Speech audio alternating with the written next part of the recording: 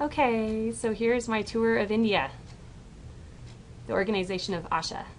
And here's the organization. So this is the main building. This is also their polyclinic. So they have x-ray machines and a laboratory and a doctor on staff. So this is essentially a somewhat referral hospital. And this is the population they work with specifically. Asha solely works in slum developments. So this is an example of an Asha slum. And here's back in the polyclinic. This is the doctor on staff. She wanted to look very official, and she does. And here's her little office. This is the treatment room and the examination room rolled into one. Here's the laboratory. The machine that he's working on does both like the hormones and HIV testing, so they can do that in-house. This is one of the two nurses on staff, and she's treating a patient there. This is one of the slum clinics, and aside from the polyclinic that they have at the main house, they have a clinic in each slum. So this is the slum, this is one of the slum clinics, and those are volunteers down there on the left. This slum uses the Asha, the DOTS program, which I'm sure many people have heard of. It's a direct observation treatment for TB testing, and it works very well for them. This is another slum. This is the one I spent the most time in. This is Zakira slum, and it's a Muslim slum. And that's their clinic right there. You know, the government assigns them, or the government gives her the buildings. So they don't get to pick, you know, this is the building that she's given, and they make wonderful use of it. This is a well baby clinic. You can see the parents with the other babies in the background. And that's Shiny, and she's filling out the card that they bring in with the babies, the yellow ones, and then she will also duplicate that in the Asha records as well. And there's the Asha records. That's the book that Asha will keep on site. They register every single baby and every single vaccine given to that child on the date. And the baby doesn't know it yet, but she's in for it soon. I like this picture because it shows Nemo is worldwide, but this is the like toddler room, because they do education services in the Asha clinic. That's where they have the schools, the like English classes and things set up, and this is one of their rooms. This is their computer room for the students that go to school. Right now they're learning Paint, but they could do more things with Publisher than I've ever been able to do. So one of the big parts of Asha is community empowerment, and they start as young as 7 years old, which you can see the little boy all the way to the right in the front. You know, he's one of the younger members. I think he was 8. And this is the older group, so this is university students. In fact, if you looked at the newsletter or if you go online, you will recognize a lot of these faces because over half of them are at the university and the other ones are graduating high school. This is the women's group. Up front and center, the first 3 right there, those are all community health volunteers. And then there's a few in the back too, and actually you can see Shiny's head back there. The president of the group is actually on the very back row, the second from the right. She was absolutely amazing to talk to. The accomplishments of these women who are all Muslim and who used to never come out of their houses before Asha. In fact, the main thing that they told me that changed after Asha came into their slum is that we're talking to you. We are here and we're talking to you. This would have never happened before. It was just truly amazing. So this is one of the community meetings where they sit around and they talk. I believe at this meeting they were talking about the having a new drain put in because it was the drainage was becoming a problem in this one area.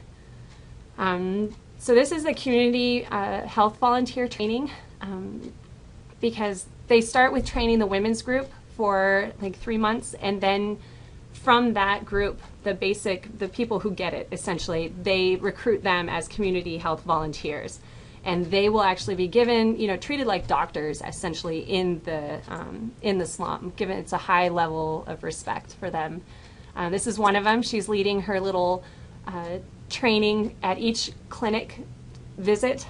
Essentially, they use that opportunity to kind of do a little training. So it looks like this one's on respiratory issues, maybe pneumonia. They use pictorial charts because 90% of the women in these slums are illiterate. And this is one of the meetings with the slum commissioner, actually. The women were able to get an audience with him, which is amazing.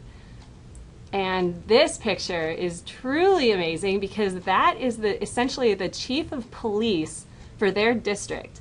And these illiterate women were able to get an audience with him and build this relationship to now the crime in this slum, and you'll watch this on Dr. Karen's video, the crime has gone down because of the relationship with the police. And it's just absolutely amazing. These women are just so cool.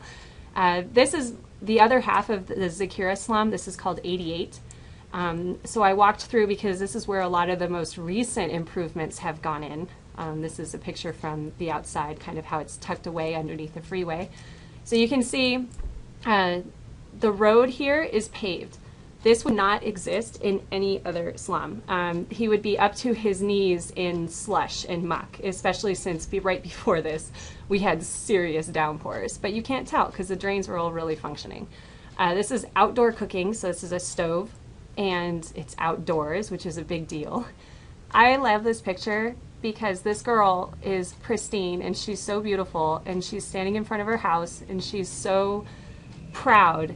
And her mom is cooking outdoors, and less than 5 feet away is the open drain that is working.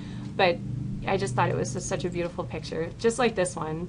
They're all bucket bathing, but if you notice, every child in this picture is wearing sandals. It's a huge deal. You can recognize Asha children because they understand sanitation. They understand why they need to wear sandals and why they need to wear shoes. This is one of the new 4 hand pumps that was put into the slum. They used to have only one, and it used to go down 30 feet, so the water was brown always, and it was heavily contaminated.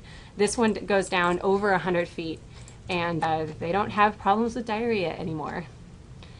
This may look like chaos, but it's actually not. This is the electrical getup that is here, and you'll see in the next picture, yeah, this is the meter. So the women group, one of the things that they petitioned for was the electricity was so spotty and they had nobody to complain to, and nobody was providing them very good service, and they had their bills were just always erratic and very, very high all the time. So they petitioned to have meters put on all the houses, so now they pay for usage, and it also holds the electrical companies accountable to them to provide decent service. So they have an outlet, they have a way to be able to hold somebody accountable for their situation. This woman was very proud of her store. In fact, she tried to grab all 3 of her kids, but you can see she missed one. His little arm is over there in the corner. She is a recipient of one of the Asha loans, which is also part of the program.